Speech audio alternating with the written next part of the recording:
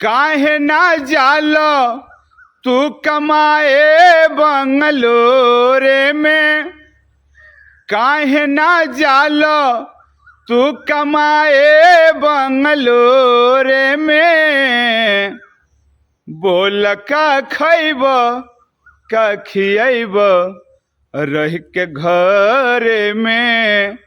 बोल का खैब का खियब रह के घरे में।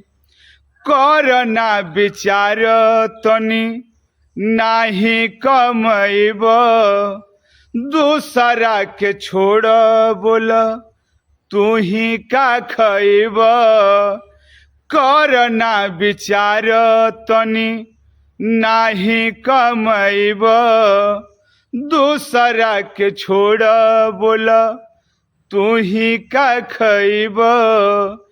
कहिले सैया गाड़ी धल आज भोरे में।